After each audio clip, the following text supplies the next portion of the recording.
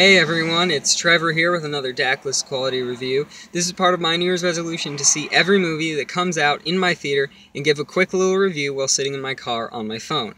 So today I went and saw Alice Through the Looking Glass. This is the sequel to the Tim Burton Alice in Wonderland movie that came out I don't know how many years ago. This is not directed by Tim Burton, but I believe it is produced by Tim Burton. And so in this movie, the Mad Hatter is dying because he believes his family are alive, but other people don't believe him, so he's dying. It doesn't make complete sense. It does make more sense in the movie, but not a lot because it just doesn't make sense.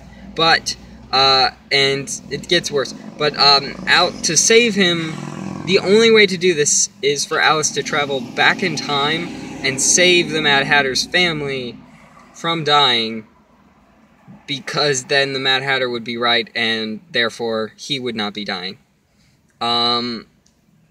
Anyway, so that's the premise of the movie, and I will start this review by saying, I did see the first one, and I thought it was, I thought it was fine. It's been a while, and I don't really remember my thoughts on it at the time, but I don't think I particularly hated it or disliked it, nor do I believe that I particularly loved it or liked it.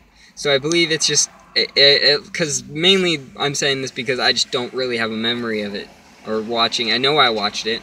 I can remember images of it and stuff, sitting down where I was when I watched it, but I don't remember my feelings about it.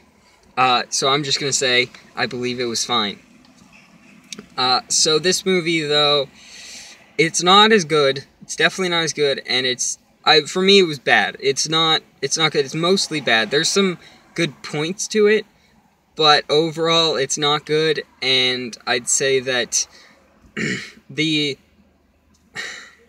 good points, there are some even points where I think it could be good here. This could have been like a good joke or a good whatever, good bit of dialogue, but it's not done particularly well. The actual, whatchamacallit, words escape me, but, execution is not great, so there's some poor stuff. It's weird. It's a mixed bag, I feel like, in terms of performances, as well as each aspect of this movie, everyone involved, it's sort of, they give some good bits, and then some really bad bits, so there's no one that sticks out as the best part of it, and no one really sticks out as the worst part of it either. So it's just not fun.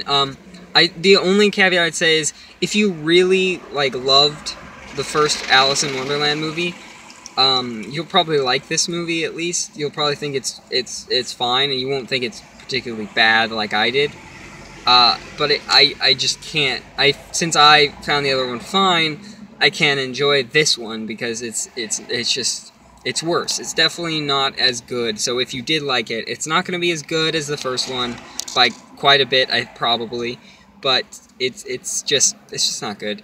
But yeah, I'd also say I'd point out some of the CGI, which visually it has some really good stuff in it. I think that's some of its best stuff. But at the same time, it messes up and does some really bad stuff here and there. Like an object they're supposed to walk into, clearly they are not. It's not there. There's just some bad stuff acting wise. It's not good. It's not particularly good. It's not incredibly bad or anything, but it's not particularly good. I'd say Johnny Depp might be the worst in terms of performances in this, but maybe that's just the character he's playing as well. Is just, I don't know what they're trying to do with his character. The story itself is predictable. It's nothing special. There's no...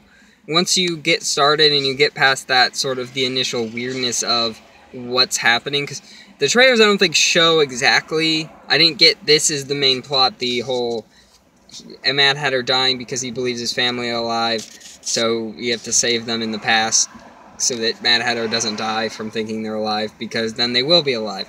That whole start of the plot I didn't see coming, but then after that, everything else, is incredibly predictable. There's nothing particularly new or different in this. It's pretty generic in a lot of those ways. So it's just not particularly good. So the only reason I think anyone should see this movie really is if you really did love or like the first one quite a bit. And that's about it. I can't for myself tell you what's good and bad. Go see it if you are in that category of loving or liking the first one. That's about all I can say.